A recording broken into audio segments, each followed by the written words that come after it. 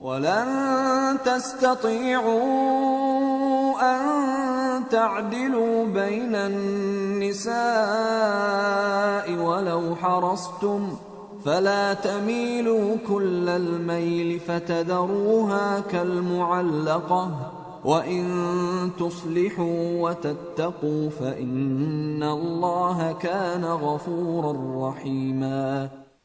You will not be able to treat your wives with absolute justice, not even when you keenly desire to do so. It suffices in order to follow the law of Allah that you incline not wholly to one, leaving the other in suspense. If you act rightly and remain God-fearing, surely Allah is all forgiving, all compassionate. Leaving the other in suspense. This means that it is not possible for a man to accord complete equality of treatment to two or more wives under all circumstances and in all respects. It is possible that one is ugly, the other beautiful, one is old, the other young, one is permanently sick, the other healthy, one is irritable, the other good-tempered. These and other differences are likely to make a person less attracted to one and more to the other. In such circumstances, the law does not demand that one should necessarily maintain absolute equality between the wives in respect of love, emotional attachment, and sexual relationship. What it does demand is that if a husband does not repudiate the marriage despite aversion for his wife, either because of his own desire or out of consideration for the desire of his wife, he should at least maintain a good relationship short of which his wife begins to feel as if she is without a husband. In such circumstances, while it is natural that a person should prefer one wife to the other, this should not go to the extent that the woman remains, as it were, in a state of suspension, as if she were without a husband at all.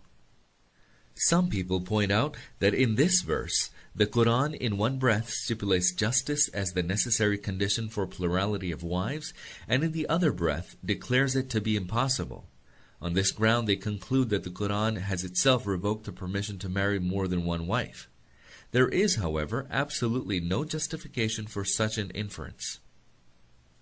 Such an inference would have been justified had the Quran merely said that you will not be able to treat your wives with absolute justice. But this statement has been followed by the directive, do not allow yourselves to incline wholly to one, leaving the other in suspense. This leaves no grounds at all for the blind followers of Christian Europe to force an interpretation of their liking on the verse. If you act rightly and remain God-fearing, surely Allah is all forgiving, all compassionate. If a man does not deliberately inflict any wrong and tries earnestly to be just in his dealings, God will pardon whatever minor shortcoming takes place. وَإِن يَتَفَرَّقَا يُغْنِ اللَّهُ كُلًّا مِّن سَعَتِهِ وَكَانَ اللَّهُ وَاسِعًا حَكِيمًا. But if the two separate, out of His plenty, Allah will make each dispense with the other. Indeed, Allah is all bounteous, all wise. وَلِلَّهِ مَا فِي السَّمَاوَاتِ وَمَا فِي الْأَرْضِ وَلَقَدْ وَصَّيْنَا الَّذِينَ أُوتُوا الْكِتَابَ مِنْ قَبْلِكُمْ وَإِيَّاكُمْ أَنِ اتَّقُوا اللَّهَ وَإِن تَكْفُرُوا فَإِنَّ لِلَّهِ مَا فِي السَّمَاوَاتِ وَمَا فِي الْأَرْضِ وَكَانَ اللَّهُ غَنِيًّا حَمِيدًا. All that is in the heavens and all that is in the earth belongs to Allah. We enjoined upon those who were given the book before you, and also yourselves, to have fear of Allah. But if you disbelieve, then bear in mind that all that is in the heavens and all that is in the earth belongs to Allah. Allah is self-sufficient, most praiseworthy. وَلِلَّهِ مَا فِي السَّمَاوَاتِ وَمَا فِي الْأَرْضِ وَكَفَى بِاللَّهِ وَكِيلًا. And to Allah belongs all that is in the heavens and all that is in the earth, and Allah suffices for help and protection. إِن يَشَأْ يُذْهِبْكُمْ أَيُّهَا النَّاسُ وَيَأْتِ بِآخَرِينَ وَكَانَ اللَّهُ عَلَى ذَلِكَ قَدِيرًا. If He wills, He has the full power to remove you, O mankind, and bring in others in your place. من كان يريد ثواب الدنيا فعند الله ثواب الدنيا والآخرة وكان الله سميعا بصيرا. He who desires the reward of this world, let him know that with Allah is the reward of this world and also of the world to come. Allah is all-hearing, all-seeing.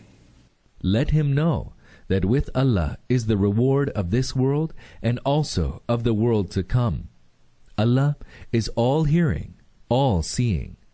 In the Quran, God often rounds off His enunciation of laws by urging people to reform those aspects of family life and social order in which they are generally liable to commit injustice, with admonitions designed to create in people the urge to follow those legal injunctions. Since in the preceding verse the believers were asked to treat women and orphans with justice and kindness, it was deemed necessary to bring home to them the following points. First, that people should not entertain the illusion that they have the power to make or mar the destinies of others, that if they were to withdraw their support, people would be left helpless. The fact is that the destinies of all lie in the hand of God alone, and He need not remain dependent upon any single person as the sole instrument for helping any particular creature. The resources of the Lord of the heavens and the earth are limitless, and He also knows how to use those resources. Second, that the followers of the Prophet, peace be upon him, ought to heed the admonition that was made to them, just as it was made to the followers of the former prophets, to fear God in all their actions. They are being told in effect that by following God's guidance they will secure their own well-being rather than be the source of any benefit to God, that they can do God no harm by disobeying Him, just as it did not lie in the power of the followers of the former prophets to cause God any harm. The Lord of the universe does not need people's obedience. If they disobey, He may simply replace them with some other nation, and their dismissal will not diminish the majesty and splendor of His realm in the least. Third, that God alone has the power to dispense the good of this world as well as that of the hereafter, to lavish transient benefits as well as abiding felicity. It all depends on a man's nature and the extent of his ambition, what kind of benefit he seeks from God. If a man is infatuated with the fleeting benefits of this world and is prepared to sacrifice the benefits of the everlasting life, then God will grant him only the good of this world, and he will have no share in the good of the hereafter. God's benevolence is like a river which never dries up, a river which is both capable of and geared to providing abundant water to all who need their tillage watered. It is short-sighted and unambitious to want one's fields to be irrigated only once, and to be prepared thereafter to face the prospect of eternal drought. Anyone with breadth of vision would commit himself to submit to God and obey Him, thereby earning the well-being of both worlds. The section ends with the assertion that God is all-seeing and all-hearing. This means that God is fully aware of the actions of His creatures, and is unlike those negligent sovereigns who are blind in lavishing their favors. God governs the universe with full knowledge and awareness. He has an eye on the capacities and ambitions of all human beings, and knows their qualities exactly. He is fully aware of the purposes to which people devote their efforts and energies. Anyone who willfully decides to be disobedient to God should therefore not cherish hopes of receiving the favors reserved for those who obey Him. يا أيها الذين آمنوا كونوا قوامين بالقسط شهداء لله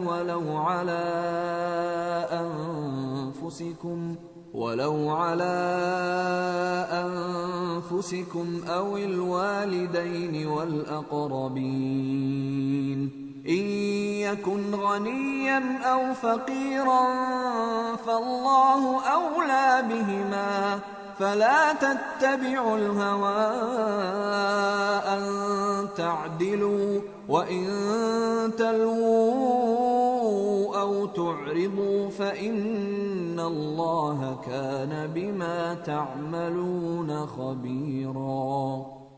Believers, be upholders of justice and bearers of witness to truth for the sake of Allah, even though it may either be against yourselves or against your parents and kinsmen, or the rich or the poor, for Allah is more concerned with their well-being than you are.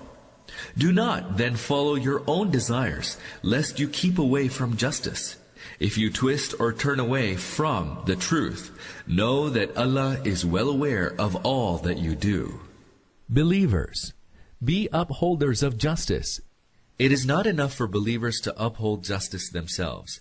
They are expected to be its standard bearers. They are supposed to not merely practice justice in their own dealings, but to strive for its triumph. They have to do all within their power to ensure that injustice is eradicated and replaced by equity and justice. A true believer is required to be the pillar supporting the establishment of right and justice, and bearers of witness to truth for the sake of Allah. The testimony of the believers should be solely for the sake of God. Their testimony should not be biased in favor of any of the parties concerned. They should not use any opportunity for personal aggrandizement, and they should not seek to please anyone but God. يا أيها الذين آمنوا بالله ورسوله والكتاب الذي نزل على رسوله والكتاب الذي أنزل من قبل ومن يكفر بالله وملائكته وكتبه ورسله واليوم الآخر فقد ضل ضلالا بعيدا. Believers, believe in Allah and His Messenger, and in the books He has revealed to His Messenger, and in the book He revealed before. And whoever disbelieves in Allah, in His angels, in His books, in His messengers, and in the last day, has indeed strayed far away. Believers, believe in Allah.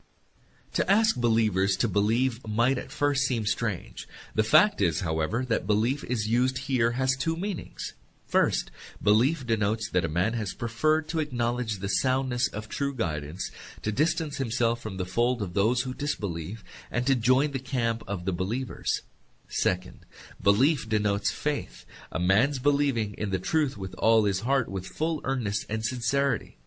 It denotes man's sincere determination to mold his way of thinking, his taste and his temperament, his likes and dislikes, his conduct and character, his friendship and enmity, and the direction of his efforts and striving, in conformity with the creed which he has resolved to embrace. This verse is addressed to all those who are believers in the first sense of the term, and they are asked to change themselves into true believers, for instance, believers in the second sense. And whoever disbelieves in Allah. Kufr has two meanings. One signifies categorical rejection. The other signifies that pretense of belief even when either one's heart is not convinced or one's conduct is flagrantly opposed to the demands of one's belief. Here the term kufr conveys both meanings, and the verse aims at impressing upon people that whichever kind of kufr they adopted in respect of the fundamental beliefs of Islam, it will only alienate them from the truth and lead them instead to falsehood, and ultimately to their tragic failure and destruction. إن الذين آمنوا ثم كفروا ثم آمنوا ثم كفروا ثم ازدادوا كفرا لم يكن الله ليغفر لهم ولا ليهديهم سبيلا. Allah will neither forgive nor show the right way to those who believed and then disbelieved, then believed and again disbelieved, and thenceforth became ever more intense in their disbelief.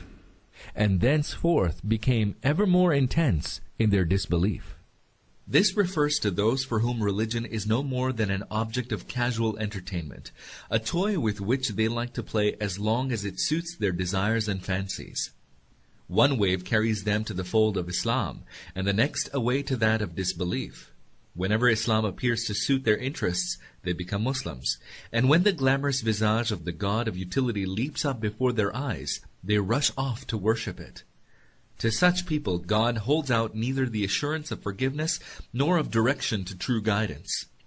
The statement that such people became even more intense in their disbelief refers to those who are not content with not believing themselves, but also try to undermine the faith of others and to persuade them to disbelief, who engage in secret conspiracies as well as overt activities against Islam, and who devote their energies to the struggle aimed at exalting disbelief and degrading the true religion of God.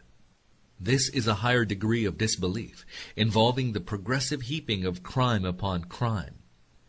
It is obvious that the punishment for this must be greater than for simple disbelief.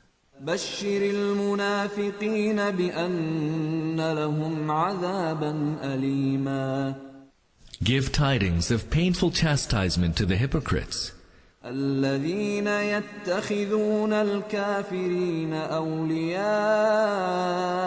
من دون المؤمنين أيبتغون عندهم العزة فإن العزة لله جميعا. Who take the unbelievers for their allies in preference to the believers. Do they seek honor from them, whereas honor altogether belongs to Allah alone? Do they seek honor from them? The term Izzah denotes a position which is at once exalted and secure. In other words, the term signifies inviolable honor and glory. وَقَدْ نَزَّلَ عَلَيْكُمْ فِي الْكِتَابِ أَنْ إِذَا سَمِعْتُمْ آيَاتِ اللَّهِ يُكْفَرُ بِهَا وَيُسْتَهْزَأُ بِهَا فلا تقعدوا معهم حتى يخوضوا في حديث غيره إنكم إذا مثلهم إن الله جامع المنافقين والكافرين في جهنم جميعا. Allah has enjoined upon you in the book that when you hear the signs of Allah being rejected and scoffed at, you will not sit with them until they engage in some other talk, or else you will become like them. Know well, Allah will gather the hypocrites and the unbelievers in hell all together. You will not sit with them until they engage in some other talk, or else you will become like them. A person who professes Islam and yet enjoys the company of those who indulge in blasphemy against God, and who bears with equanimity their scoffing at God and His Messenger, is no different from the unbelievers mentioned here. الذين يتربصون بكم فإن كان لكم فتح من الله قالوا ألم نكن معكم وإن كان للكافرين نصيب قالوا ألم نستحوذ عليكم ونمنعكم من المؤمنين فالله يحكم بينكم يوم القيامة ولن يجعل الله للكافرين على المؤمنين سبيلا. These hypocrites watch you closely. If victory is granted to you by Allah, they will say, were we not with you? And were the believers to gain the upper hand? They will say, did we not have mastery over you, and yet we protected you from the believers?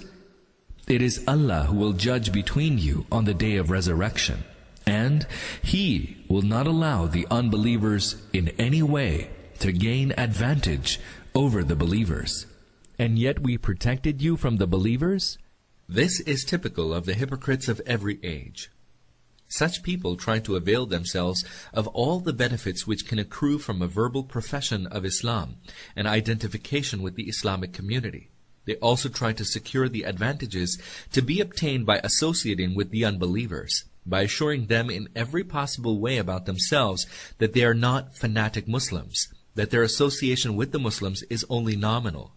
On the other hand, they never fail to assure the unbelievers that their loyalties and concerns are the same as theirs, that in mental outlook, cultural orientation and taste, they are in harmony with them, and that if a decisive conflict between Islam and unbelief were to take place, their weight will certainly be on the side of the latter.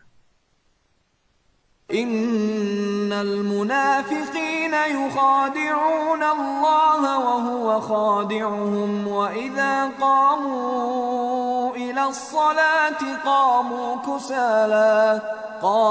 كسالى يراءون الناس ولا يذكرون الله إلا قليلا. Behold, the hypocrites seek to deceive Allah, but it is they who are being deluded by Him. When they rise to prayer, they rise reluctantly and only to be seen by men. They remember Allah but little. In the time of the Prophet, peace be upon him, no one, unless he prayed regularly, could be reckoned as belonging to the Islamic community. We know that secular associations consider the absence of any member from their meetings without a valid excuse a sign of lack of interest, and that in the event of continued absence, they cancel his membership. The early Islamic community did the same with those who absented themselves from congregational prayers. In those days, a person's absence from congregational prayers was considered a clear indication of his indifference towards Islam. If he absented himself from them repeatedly, he was no longer held to be a Muslim. In those days, therefore, even the worst hypocrites had to attend the 5 daily prayers in the mosque. What distinguished a true believer from the hypocrite was that the former came to the mosque with devotion, fervor, and eagerness, came there well before the appointed time for the prayer, and did not rush out of the mosque as soon as the prayer was over. In short, everything about him indicated that his heart was in the prayer. Whereas the call to the prayer for the hypocrite seemed like the announcement of an unavoidable calamity. When such a person set off for the mosque, he seemed to do so in spite of himself. He walked as if he were dragging the entire weight of his being. No wonder then that as soon as the prayer was over, he escaped like a prisoner released from jail. His entire demeanor testified that the remembrance of God was not what he really had in his heart.